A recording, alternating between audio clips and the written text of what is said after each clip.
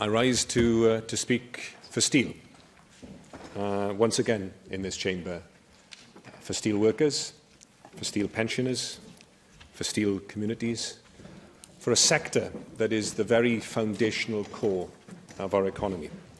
There are those who perhaps would prefer it if I were silent, but I've been told to shut up by Labour councillors ever since I was a boy in the Miners' Welfare Hall in Ammanford, and I didn't take their advice now, and I'm not going to start at this point either. And really, actually, it's partly because of that boyhood experience, then going through the anguish as a family, facing the tribulation of redundancy and unemployment and everything that represented, and indeed a stolen pension scheme, by the way. It's for that reason that I think we cannot remain silent. I remember meeting for the first time John Benson and his colleagues from Allied Steel and Wire in the building next door, 15 years ago. You know, people that lost their job and their pension, and 15 years later are still fighting for justice that was denied them. And when I think about people like John, what he looks for, I think, and what working people look for in political leaders is leadership, is actually being a voice for the voiceless, saying the things which are unsaid, asking the unanswered questions, even when it's uncomfortable, and also being there to articulate what they're unable to speak openly for themselves. I would particularly like to thank those steelworkers, past and present, that have reached out to us to thank us for saying on the record what many of them privately feel. The question, I think, that is at the forefront of our minds at the moment in relation to Tata's proposals are twofold. One, does it provide a sustainable, viable future for the steel industry in Wales going forward? And secondly, is it fair to all stakeholders, including, of course, steelworkers and steel pensioners? And we, certainly on these benches, have very real concerns, which I think are shared by many in the workforce. And it's that which I will seek to address in my comments here this afternoon. And I'll cover the three main areas covered in the proposal, which employment, investment and pension, and then say something about the deal overall, and crucially, what can be done. I mean, that's the focus, really, surely, for us in this place. What can be done to improve this situation? Now, as far as employment is concerned, the proposal, as has been reported in the public domain, I'm reliant on that information and the information that I've garnered in speaking to steelworkers myself. There is the commitment to seek to avoid redundancies over a 5-year period. Now, the problem, of course, is immediately apparent. Seek to avoid actually is no clear, concrete commitment at all. I've written a few manifestos in my time. I know this kind of language. It's not a bankable promise, unfortunately, as it currently stands. Now, the Employment Pact mechanism actually emerges from sort of continental Europe. It's been in place in Tata Steel in Netherlands. In fact, it goes back to the days of Chorus in 1999. And it would be interesting to compare and contrast the Employment Pact, the new Employment Pact that has just recently been agreed for Tata Steel Netherlands for the next 5-year period. But there are some detailed commitments there that have been reported. For example, a 21-month retraining and redeployment right for all workers affected by restructuring. So, again, we see certainly a greater level of commitment in terms of the detail in that employment pact.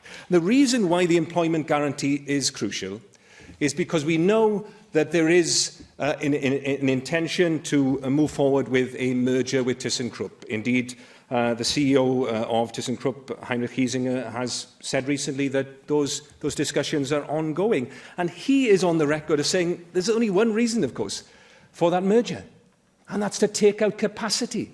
What does capacity mean? That means jobs. Who is going to be in the front line of those cuts? Well, I'll give you a clue. I don't think it's going to be the ThyssenKrupp. I don't think it's going to be Tata Steel Netherlands. So you can fill in the blanks. And unfortunately, as currently constituted, that employment guarantee does not give us, and certainly doesn't give the steelworkers, I think, the kind of confidence that they deserve. Similarly, on the investment plan, £1 billion over a 10-year period. But by the way, I mean, that actually really only allows us to maintain the current level of capital investment. I mean, that's not a kind of transformational level of investment. That just allows us to keep the steelworks going at the current rate of efficiency. But again, it's contingent, we're told, upon gross profits, an EBITDA of 200 million a year from Tata Steel UK. I'll give way to that. Just for clarification purposes, the EBITDA actually is not gross profits, it's operational costs profits, in the sense it's the net profits plus the interest, plus the taxation, plus the depreciation, plus amortization. So it's not actually gross profit, is it? Well, it's operating profit. You could regard it as, I mean, it doesn't actually have a formal